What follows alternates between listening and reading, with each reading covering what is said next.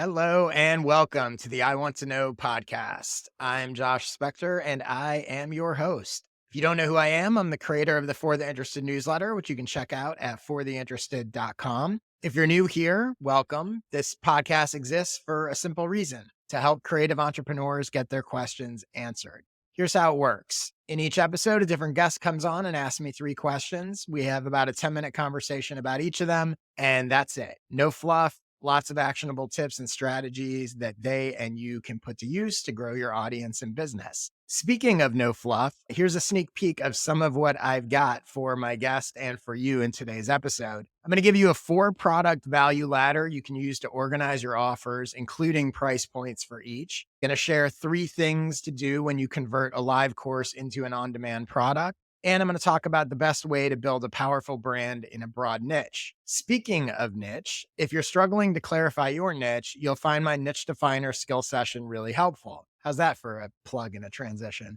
It's a 53-minute video presentation where I show you how to identify your target audience based on your specific goals, interests, skills, and experience, as well as how to communicate your niche in a way that attracts and resonates with the people you need to reach. You can get it at joshspector.com/sessions. And I'll even give you a discount since you're listening to this podcast. So just use code niche25 at checkout to get that session for just $25, which is a 50% discount. Or you can also become a Skill Sessions member on that same page, joshspector.com/sessions, in which case you get access to all of my skill sessions and the opportunity to join my monthly jam session calls, which is basically a Q&A with members, and you can get free, essentially, consulting and help from me with your projects. Okay, enough of that.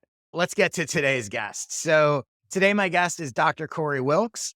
Corey is a psychologist and coach who helps creators reach their potential and has worked with some of the top creators and communities in the creator economy space to help them build fulfilling lives and thriving businesses. Now he shares these insights in his newsletter, Creator Alchemy, where he explores topics like the psychology of human flourishing, online business, and content creation.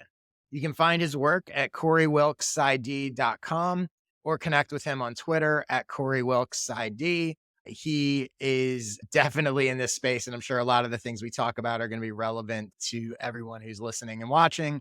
So with that in mind, hey, Corey, welcome to the show. Thanks for having me, man. I am excited to talk to you. I feel like we're both sort of on the front lines of helping creators and in slightly different ways. And I think we also sort of share in common that we're helping creators, but we also are creators. And so we're sort of, working our way through both sides. It should be an interesting conversation. So with that said, let's jump into it. What is the first thing you want to know? Within the creator space, right? Beginners are always the broadest group, I feel. Mhm. So when it comes to creating your own value ladder and free content versus paid content versus if you do service work like coaching, things like that, how do you think about constructing a value ladder as far as should you create your free content targeted toward beginners and then your paid products are more for people who are either already professionals or want to go pro versus targeting all of your content free and paid toward the higher level people within your niche? It's a great question, and it's something that I haven't really talked about on the show, and it's interesting because I'm gonna share my thoughts, but also I wanna talk about sort of the framing of that question because I think there's some assumptions there that I think lots of people make that it may or may not be true. So let's get into it here. So a couple things. So number one, I'm a big fan of value ladders in general. So for people that don't understand what a value ladder is, essentially you have a series of products or services that you offer. They're at different price points and sort of they go up the ladder. It's a little different than a sort of menu where it's like, oh, I offer these 4 or 5 different things and they kind of have nothing to do with each other and maybe they're all priced the same and whatever. So what I like about value ladders in general is they're very strategic. And so I think even the process of a creator thinking through what my value ladder might look like is a good one, as opposed to, it's funny. I a lot of times talk about people creating content and I use the term like random acts of content. They're just like random, but I think they do that with their products and services too, right? They're just randomly creating products because they're like, I think people want this. I think people want that. Having a value ladder, I like and recommend. And also, again, I think it forces a level of strategy, which is really what your question is in some ways. What should the strategy be with this value ladder? But the thing that jumps out to me that I think is maybe missing from your question, and I think maybe missing from a lot of people, is I don't think that you want to have multiple audiences. So you frame the question as, okay, maybe my free stuff is for beginners, and then intermediate people sort of are the next rung on the ladder. And then as I get more and more expensive, I'm going up higher and higher level of pro and big creators and whatever, which is logical and makes sense. And by no means am I saying that, you or other people can't do that. But the red flag to me is that those are completely different audiences. So I think that in a value ladder, what you actually want is all those products should be aimed at one specific type of creator. And it doesn't matter whether that's beginning creators, whether that's intermediate creators, whether that's expert creators, whatever. But those four things, that alignment, I think is really important because in theory, that person would potentially want to buy all of them versus I'm a pro, so I don't care about those other three. I only care about the top level, or I'm a beginner. Because look, there are beginners with money that can afford a top level product and can afford more than just a sort of free thing. So my recommendation would be figuring out who the sort of ideal audience is and all the products speak to them, but the different levels are offering sort of different types of service. So let me give you some examples of sort of how this could play out. And again, I want to preface this by saying, I'm not saying that it should be pro creators or beginning. You can build a successful business targeting any audience or any niche of an audience, right? But I'll give you some examples for me. So I don't share any content about how to choose a newsletter platform or start a newsletter because my audience isn't the beginner. My audience already has a newsletter. And I'm talking about content, but it applies to products as well. I don't share any content or products about how to manage a newsletter ad sales team. My audience doesn't have a newsletter ad sales team. They're not the sort of big company thing, and they're not the just beginning, I've never started a newsletter. So again, you want your ladder to be built around different ways that you help the same person get the same result. I actually think that your free product and your most expensive product should be helping drive the same result, just in a different way. So each rung helps them in a different way. And as you go up the ladder and you're charging more money for whatever that product or service is, it's becoming quicker, easier, or cheaper for them to accomplish their goal. The goal is the same on level 1 or level 4, but the way that they're going to do it and the speed or the ease or the help that they're going to get to do it is what is changing. So let me give you sort of a basic, and you can have as many or as few sort of offers, product services in your value ladder as you want, but I'm going to give a sort of basic 4-item value ladder that I think would work for most people. And one note about pricing here is, and I can't remember where I heard it, but I heard someone say that as sort of a rule of thumb, there should be a 10x price increase between each ladder item. And that may not necessarily be true, but I think it's a really good starting point when you're trying to think through both pricing and sort of the relation between these products, thinking each level, well, if I was going to charge 10x for this, what would I have to do to make it worth that? And et cetera. So I'm going to include hypothetical prices in this example as well. So for this hypothetical, let's say that your target audience is pro creators. They're not just starting out, but maybe they're not the top of the game, but they're making some money. They're sort of in that quote unquote pro level or want to be pro level. So your free level of product is your content, newsletter, social media posts, blog posts, podcast content, etc. It's free. It is helping them get what a pro creator wants, right? So maybe it's they want more money, they want a bigger audience. You identify what those things are. That's what that free content is helping. Then let's just say, again, a hypothetical price that your first paid product is $25. That product might be, it's something on demand. It's something that you've created once that every time, that is scalable. And when people buy, you don't have to sort of do it every time. So it could be an on-demand video, could be an ebook, that kind of thing. Then we go a layer up from that. So 10xing that, you go from the $25 on-demand product to a $250, let's say it might be a coaching call. So a 1-hour coaching call. So now at this 250 level, something that involves your time, probably less scalable, but again, more helpful. Big difference for that person to get you on the phone for an hour than them just buying your video or ebook. We go from the $250 level, 10xing it to the $2,500 level.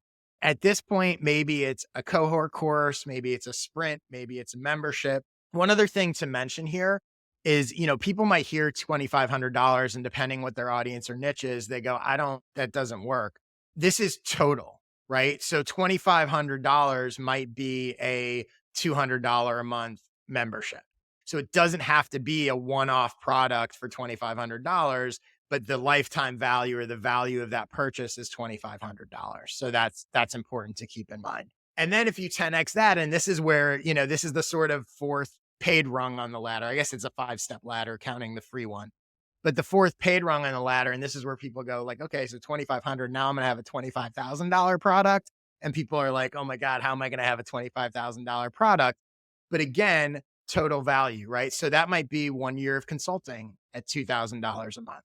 So you can figure out what it is, but you can see how all of those levels are helping the same people accomplish the same thing, but in different ways. And as you're going up the ladder, the ways that you're helping them are not only involving probably more time and effort on your part, but they're also going to help people grow quicker. It's going to save them money. It's going to sort of do all of those things. Generally speaking, this is what it looks like. So you have your free level, which is content.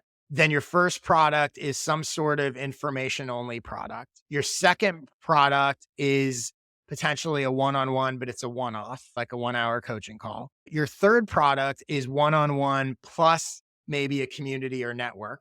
So cohort course, sprint, membership. Again, it all depends what you're doing and what you want to offer, but this sort of gives a general framework. And then the fourth level is one-on-one on an ongoing basis, consulting for a year, however you sort of frame that. So that's kind of how I think about a ladder, and that those are the differences as opposed to each rung of the ladder being for a different audience. How does all that resonate with you?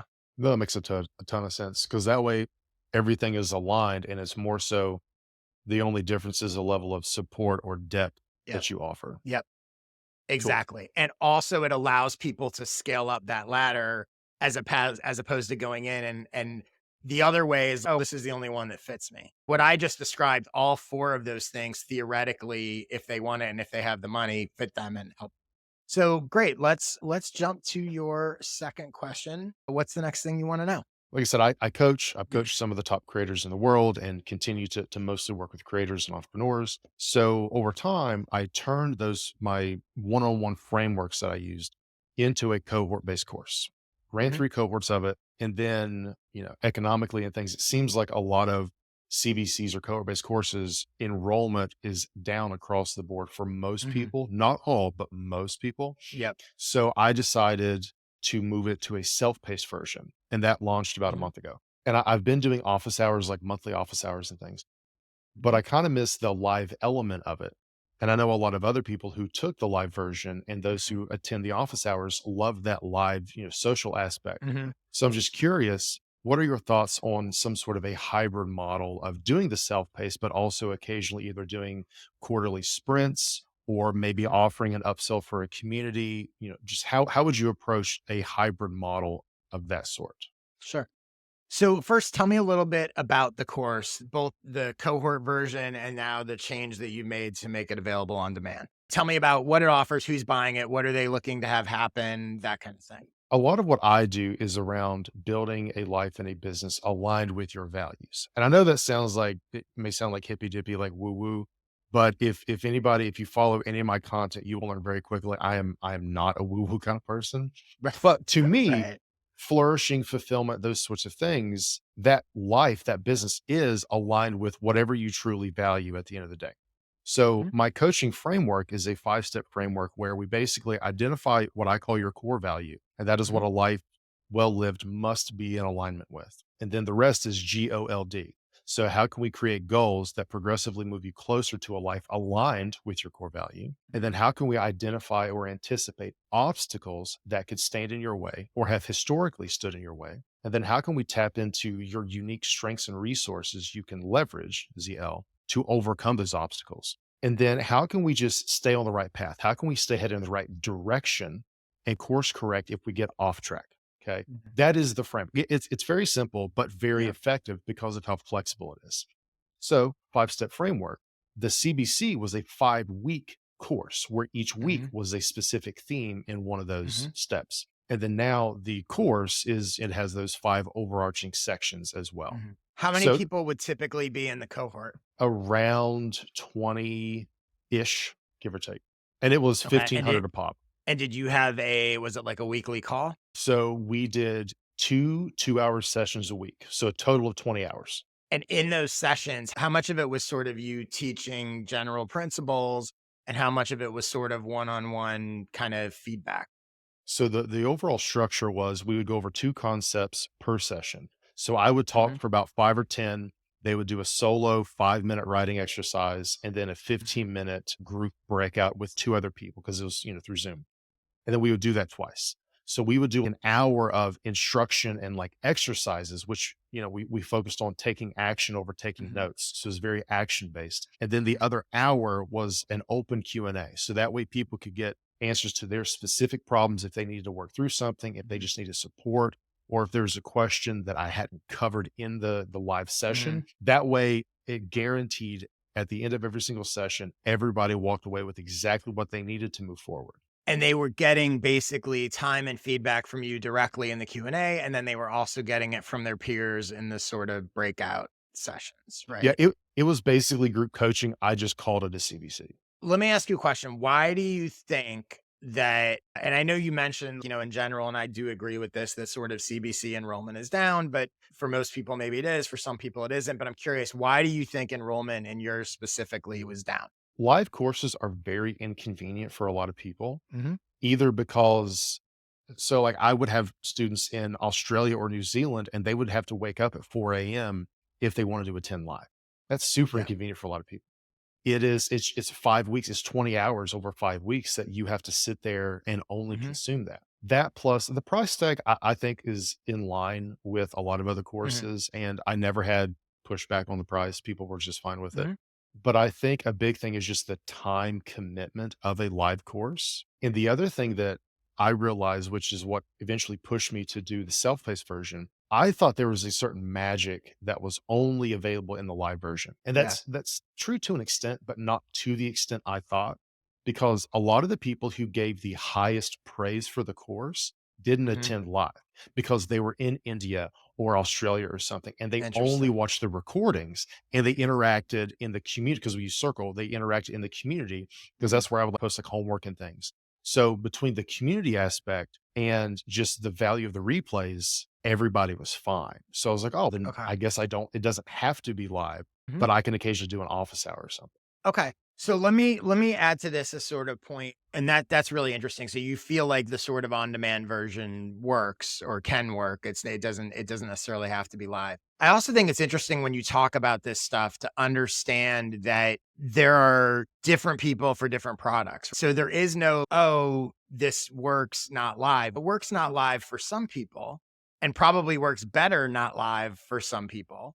But there's other people that it doesn't work for. So understanding that your audience and your buyers are actually multiple different people. So that's one thing to keep in mind as well is it doesn't necessarily have to be an either or, like either I'm going to do it live or either I'm going to do it this, but maybe there's a version. I think you said you did it quarterly, maybe. The live cohorts, I would do them probably every 4 to 6 months, give or take. Yeah. Okay. So understanding in your own mind that I'm making this up, but maybe I do one live cohort a year and I do one and then there's on demand, right? That there are different segments of your audience. There are segments that will do either, and there are segments that are only going to be attracted to the live or only attracted to the on demand. So understanding that when you make a shift, it doesn't have to be all or nothing, that it may make sense and there may be a way to split the difference and serve those people that want one or the other. The other big thing I would think about is as far as enrollment being down, like I always like to, when I talk to people about this kind of stuff, is it a conversion or an awareness problem? Is it possible that after doing a few cohorts, you sort of burn through your core audience? And one of the reasons enrollment is down is that there's an awareness issue. Or maybe you're getting the same amount of people to see it, but those people were not the same people that were your original fans and have all this, built up. Or is it actually not converting as well? So that's something to consider because I think a lot of times people go, oh, this isn't selling. They assume it's a product issue but it might be an awareness issue. It might just be like you've run through your core and you don't have new people coming in and whatever. So it can be either of those things, but that's definitely something to think about. The other thing, and I just literally read this, I read a great tweet today from, I think her name is Jean Torrey.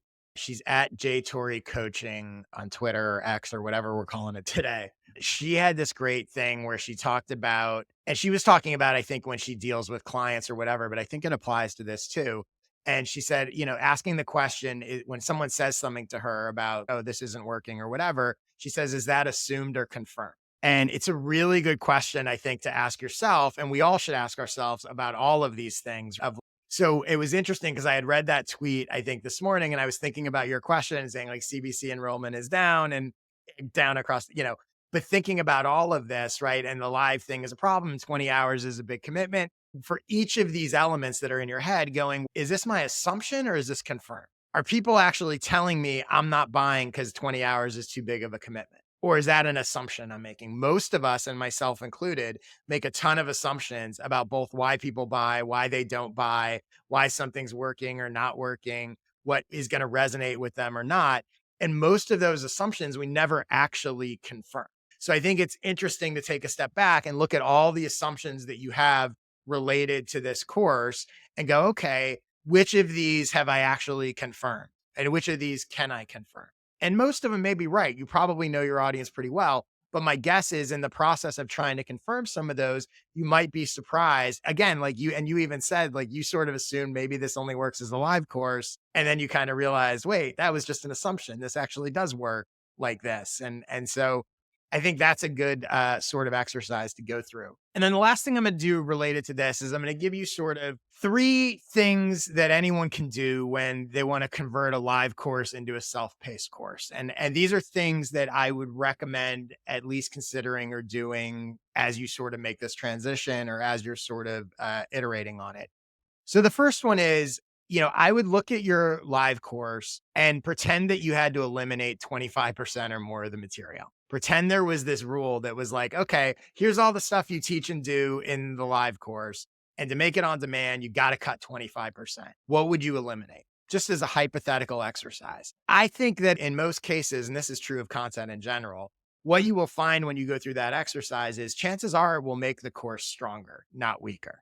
So it's possible that your live course was 20 hours worth of stuff. The 15-hour version might be stronger. So that's just an exercise worth doing. Maybe not, but my guess is when you go through with the sort of forced attitude of if I had to eliminate stuff, not is this good, is this helpful, but if I had to cut, what would I cut? And then take a step back and look at it, you might find that it's stronger and it might tighten your on-demand product. The next one is which elements of the live course generated the most energy and excitement when they were done live. One of the advantages of having done a live course is you can see in real time how people are reacting to the exercises, to the whatever. What are the things that people were like, oh my God, this one was great. I had done a cohort a while ago about how to get clients for your newsletter. And there were certainly things where it was like, wow, this one really moved the needle. Those elements that were the most powerful, depending on what they are, might be the ones that you want to turn into or keep as live elements. So that's a way to surface if you're going to have a bit of this hybrid and go, look, here's the on-demand thing. But those are the moments that because that's going to make, if people buy and it's the on-demand and there's a couple live things they can come to, you want those live things to be the ones that are really like, wow, that was powerful. So that's the second thing to consider. The third one is kind of related to that. Consider selling the live components as a separate product and or offer a package deal for people who want both. So if you pull this apart and go, here's the on-demand foundational stuff of this product. Take it, do it. You can go through the exercises on your own time. Maybe it gets you access to a community or whatever it is. Awesome. Have fun. If you want the full package, if you want to upgrade, if you want a bonus thing, we do this series of live things. And again, based on what your product is, you can figure out there's probably a logical way for here's the foundational stuff. Here's the live exercises where you're going to get feedback. You're going to get breakout sessions. You're going to get whatever. Now you have sort of separate but related products, right? It makes sense for people to buy both. It makes sense to buy one for the people that the live thing is too much or the time doesn't work, whatever. And it's also possible, depending how you frame it, that some people might buy the live one without the foundational stuff. Most cases they would do both, but now it impacts your pricing, it impacts sort of the whole thing. So I think that is a really interesting model and approach depending on what you do.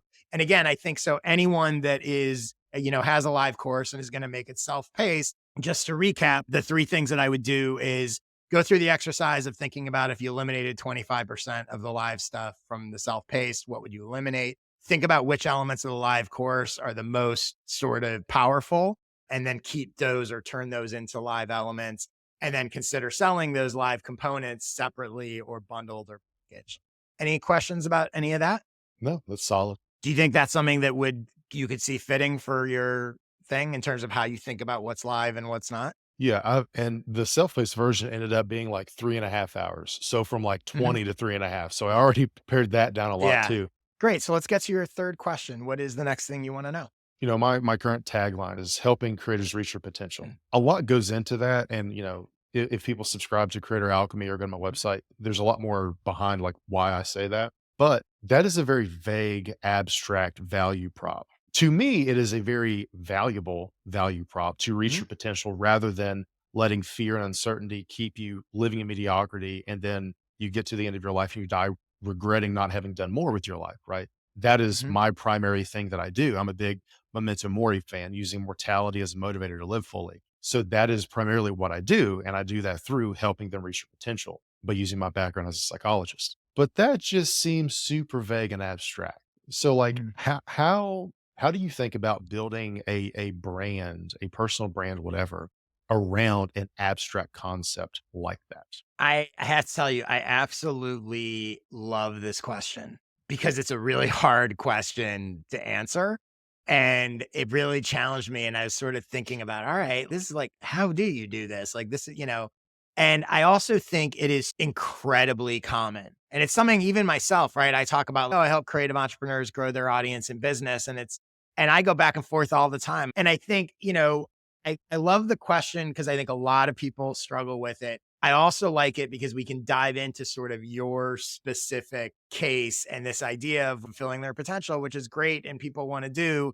And on the one hand, it makes total sense. On the other hand, it is sort of vague and that kind of thing. So let's start by sort of diving into kind of your specific brand for a minute and then sort of extrapolate some ideas. So the first question is whenever your brand is sort of using general terms and help them fulfill their potential, it's really important for yourself, and it can be whatever you want, to define what does that mean in the context of you and your work. So what does potential mean to you in the context of what you're helping people do?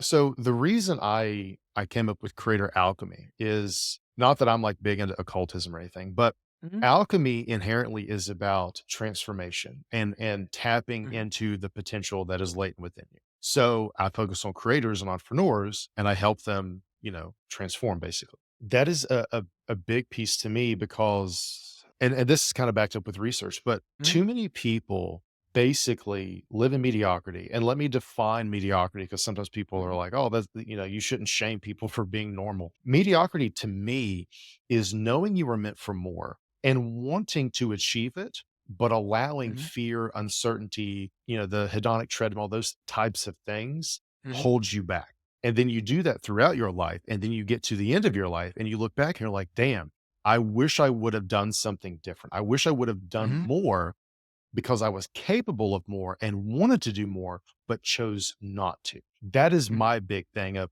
how can I help you not live a life of mediocrity and die with regret? I do that through giving you the tools to build a fulfilling life, to build a thriving business, to understand yourself better, to understand the limiting mhm, beliefs holding you back, those sorts of things. That mhm. is overall and I do it from a psychological perspective, not just a business perspective, because that is a unique thing that I bring to the table. So here's what's interesting, and I think this is why I asked you that. And I highly recommend anybody that's sort of using kind of generic terms to go through the exercise, even for yourself, of defining like when I say potential, what do I mean by potential? And so what's interesting is one of the things you said there that stood out to me. It's interesting. Like you talk about transformation and immediately I go, okay, from what to what?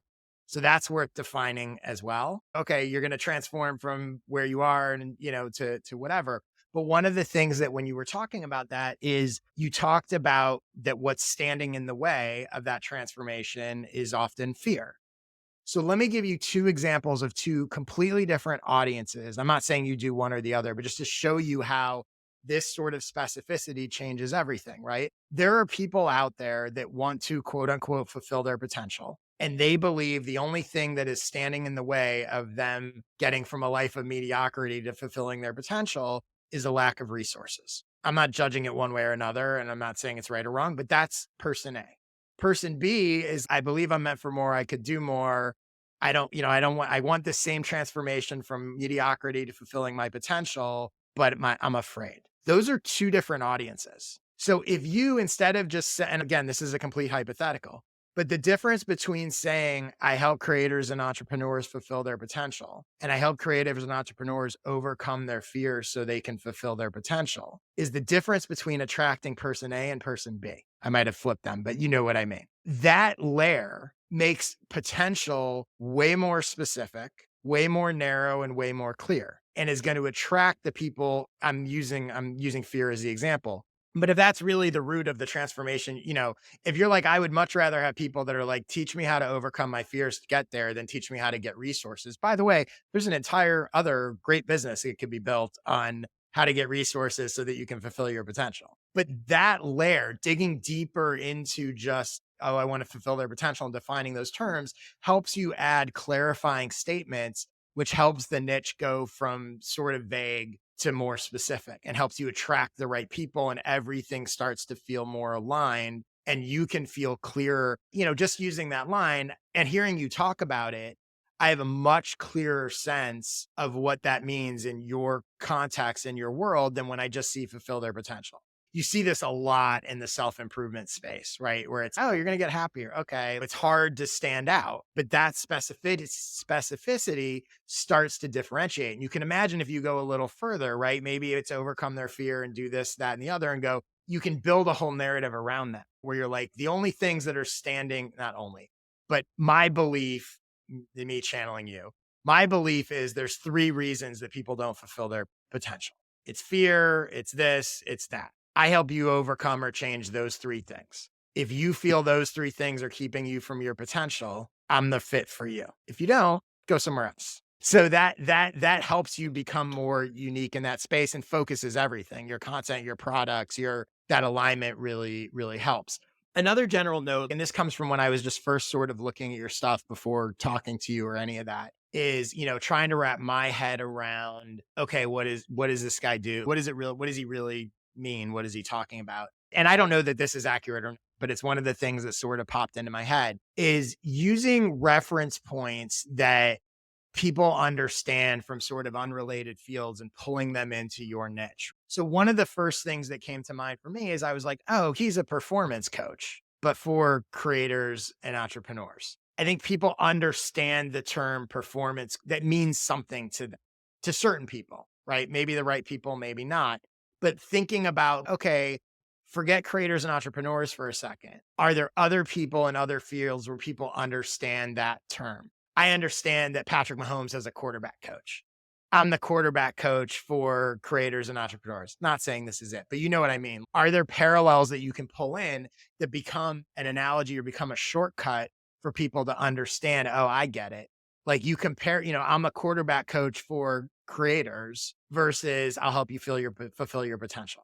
I'm not saying it's better, but I'm just saying it sort of can help people understand like what this is and where you are. The next thing I would say is, and I think this is a really, important question for everyone to ask, but I think especially for your thing, is your ideal audience people who don't know what they want or don't know how to get it? So when you're talking about fulfill your potential, those are really different.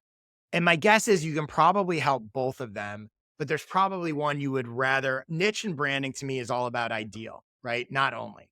It's if I had my choice, who do I most want to serve? Who do I most want to know about me? Who's most likely to get results? Who's the best? And if you ask a bunch of people like, hey, do you want to fulfill your potential? They're probably, yeah, of course I want to fulfill my potential. And then you ask them, do you know what you want? and you just don't know how to get there? Or do you need help figuring out what you want? Those are two very different people. And while you probably can help both of them, that to me is one of the things that I would think about if I were you, because I think it can help you define, right? So now I'll go back to what I said before. I help people who know what they want overcome their fear to fulfill their potential versus I help people who want more, but don't know what more is, overcome their fear to fulfill their potential or figure it out or whatever. So my guess is, total guess, in most cases, you want the people that are easier, better to work with are the ones that know what they want and don't know how to get there. Helping people figure out they want is a whole other thing. Like can be just as successful, but it's just a different thing. That's a big differentiator to me that I also think will again attract more of the right people for you versus my guess is you probably get a mix right now of people who are like, I want to fill my potential, but I don't even really know what my potential is, or I don't even really know what I want. And maybe you like working with them. Maybe you prefer the other, right? Like for me, I'm not really interested in working with people who are like, I just want to be a creator or I just want to grow an audience. If people tell me, help me grow an audience, I'm like, why do you want an audience? And they can't answer that. Bad sign. Not for them. Go figure it out. But that's not, I'm not probably the right one. I will say Yeah, there's go ahead. also I found a third category of people who Yeah. think they know what they want, and then when they start Yeah. interacting with me in my content, they're like, "Oh, I thought I did, I actually didn't. This is what I actually want." So Yes. that's a weird mix as well. It's a great point, and what I think is interesting about that is they don't know that though at time of entering into your world. So Yeah. I think actually the people that are like, I know what I want, probably chapter 1 of Welcome to the I Know What I Want program is, are you sure do you really want this? Let's go through that exercise and see if you really do. Where lots of people, but even then they're like, oh wait, I actually wanted that thing. And so they still, but yeah, that is a really good point. I always say there's a lot of people that they know what they want, but they don't want to do what it takes to get it. And if they knew what it takes to get it, they wouldn't want to do it. It seems good from afar. So here are a couple ways to build a brand around an abstract concept, that specific things that I think you can do and exercises that you can think through to help you sort of hone in. So the first one is I do believe brands should be built around transformation. So you're helping people get from point A to point B. But the key is the more general that transformation is, the more specific the audience should be. So if your transformation is going to be, I'm going to help people fulfill their potential, that's pretty broad. Now let's get really specific on people. And so creators and entrepreneurs is more specific than people, but you can go even further, right? Creators who are afraid, need to overcome their fear. The narrowing down of the audience. So there's two ways to narrow a niche and make it more specific. One is you narrow the transformation. The other is you narrow the audience. I guess the third way is you narrow both. But if you're going to go with a sort of broad general transformation, I recommend trying to get more specific with the audience in your messaging. And the next one is, and this is also a big one, I don't think that you can't build a brand around something everyone wants. So there has to be someone who doesn't want it or disagrees with your take on it. There needs to be a line in the sand because a brand has to be for someone, not everyone. You can't have a strong brand that everyone likes and everyone agrees with. Even Apple has haters. Nike, there are things that people don't believe that Nike believes. So reach their potential, fulfill their potential. You will never find anyone that if you ask them, do you want to fulfill their potential, will say no. That's a problem from a brand standpoint. But here are some examples of how you could tweak that where there would be some people that disagree with it, even with the same fulfilling their potential general idea. You could say my brand is for people who believe psychology is the key to fulfilling their potential. Lots of people would go, I want to fulfill my potential, but I don't think psychology has anything to do with it. So now you've started to, you need to come up with a way that some people are going to go, not me. It could be people who are ready to face their demons in order to reach their potential. Do you want to fulfill your potential? Yes. Are you ready to face all the things that are wrong about you and scare you? No. Okay. Not for you. Another one could be people who are willing to invest a year in order to reach their potential. You want to fulfill your potential? Yes. Are you willing to meet with me every week for a year to do it? No. Okay. This isn't for you.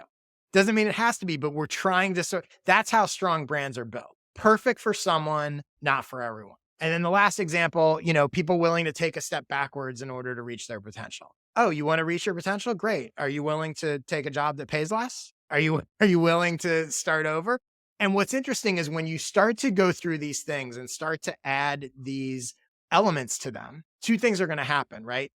Number one, some people are going to self-select out and go, that's not what I believe. That's not for me. But the ones who select in are going to be way more excited and energized and connected to your brand. And you could argue, you could make the case that the narrower that is, the more people are on the no side than the yes side of your line in the sand, the stronger your brand has the potential to become.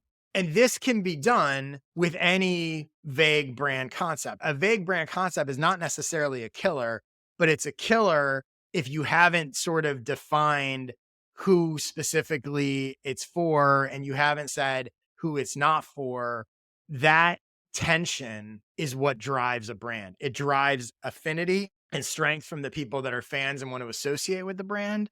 And it also drives people away because if you don't have that, people just go, that's what we see all the time where you're like, you see all these brands, that just seems like every other person and thing that's out there. By the way, my newsletter, right, for the interested, a one paragraph, often one sentence newsletter that I send during the week. There are people that love that. There are absolutely people that are like, do not send me emails every day. And why are you writing a newsletter that's one sentence versus the same newsletter that everybody else publishes and writes? The potential for a stronger brand. And I think that's the key. And I think that's probably what seems like you're trying to figure out and kind of the missing piece for you. You can, and this is true for anyone, look at the definition of sort of your brand and who you're helping and what you're doing and the transformation you're offering them and go, is there anyone that doesn't want this? If everyone wants it, it's not really a brand. How does that feel? What do you think about all of that? No, that makes sense. It goes against all of my training as a psychologist to be a generalist and apply to everybody. But Right. but that is part of entrepreneurship. Learning That's to shed some of my training to be more of an entrepreneur instead of just a psychologist. Yeah. And I also think one of the things that can help you and help people, like I always talk about ideal audience as opposed to only. And I think that to me is sort of the unlock that can help you figure out how to make it more unique. Because when you start thinking about people are hesitant, this is true with niching down just in general, right? They're hesitant. So, but I can help this person and I can help that person. And and I like doing this and I like doing that. And that's all fine. But once you tell people like, look, I'm not saying these are not going to be the only people that buy from you and are in your audience, not by a long shot. I have people, I don't use Instagram. I'd much rather help people with newsletters, but I have people who buy my stuff and apply my, like help, I want to learn how to help with Instagram. It's never going to be only, but the question is, who do you want? If you had your choice, like you will have an opinion, right? I want this kind of person who believes these things, who struggles with these problems, who's gonna, take action or gonna do whatever. I've had clients in the past, less so now because I'm a little more deliberate about it. But I've had clients in the past who might book a consulting call with me or whatever, and we'll go through it and I'll help them with a bunch of stuff. And they'll be like, this was amazing. Thank you so much. And whatever. And then they don't do any of it. And they're not upset. They're like, this was totally worth the money. This was great. But I don't really want to work with them. I want to work with the people that are going to actually implement it. Cause even though I got paid and they're happy, I'm like, what was the point if you don't actually do anything with it? So even on that level, I'm sure there are people where you're like, I want the people that are going to do these, just as a rough example, right? If you're giving people exercises to do on their own, you want the people that are going to do the exercises. You don't want to cause if you know that the exercises are part of the key to them actually making the progress, great. You paid me and you watched the videos and nothing really changed. That's a differentiation. And in your messaging, talking about that and putting that out there so that you attract, everybody has an ideal audience that they want. It's not all, all buyers or followers or whatever are not created equal. But I think what a lot of us do is we water down our messaging, our brand, our positioning because we're worried about turning people away. And so you wind up with sort of this mixed bag, which, by the way, also can be completely misleading in terms of your own products and metrics and stuff. If you attract a watered down audience as opposed to your ideal audience, and I'm just using an example of you put a tweet out and it gets a lot of likes. Maybe it's getting a lot of likes from the people that you don't really want. Maybe the one that only got 2 likes was from the 2 people that you absolutely want. So it can skew your perception of your whole business. You're not attracting the ideal, you're attracting everyone. And it's those little things, right? You don't have to scrap fulfill your potential, but adding a little bit, making it a little more clear of this is exactly who I'm talking about and how to fulfill your potential is going to be a magnet for those people and repel some of the ones that you probably don't want. If you haven't already Um, talked about ideal not only, you definitely should, because that's a yeah, solid messaging. I have talked about it. I don't remember where. It's funny, again, I'm guilty of I have content all over the place and I don't know. And I know I mentioned in the podcast at various times. And and I plugged, not to plug again, but I mentioned that niche definer. I talk a lot about it in that niche definer skill session. And by the way, I should say in that niche definer skill session, one of the ways I frame this whole sort of define, it's very purposefully called like definer, is I talk about in the very beginning of it, I use like an image of people carving a statue. And I think people think about niches, they're thinking about it in terms of, oh, I pick my niche, as if you're just like out of nowhere, like whatever. I think of it as you actually have a block of concrete or marble or whatever. And in that block contains all the stuff, your experience, your goals, your people you want to serve, all this stuff.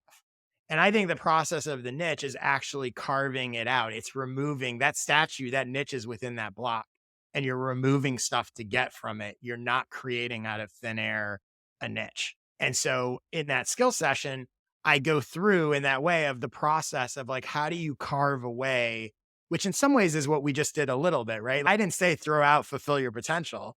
I was like, let's carve away some of that block to get to the real core of this niche, this ideal audience. So again, if anyone wants that, go to joshspector.com/sessions. You can get the niche definer there. Use code niche25 to get a 50% discount, or just become a member and get all the sessions. That's my plug for the moment. Corey, thank you for the questions. They were awesome. I know what you wanted to know is stuff that a lot of my audience wants to know as well.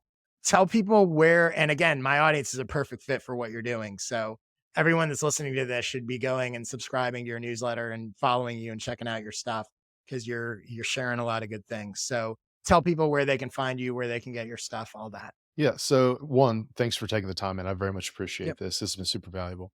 So corewilksociety.com is my main website. I just started creatoralchemy.com. So if you go to either, you can subscribe to my newsletter. So whichever is easier for you to spell, that's fine.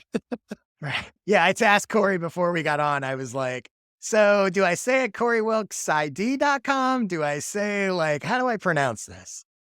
Yeah, my doctorate is a PsyD, a doctor of psychology versus a There PhD. you So it's go. corewilkspsyD.com or creatoralchemy.com. And we'll keep it easy. We'll have links in the show notes for everybody that is lost like me.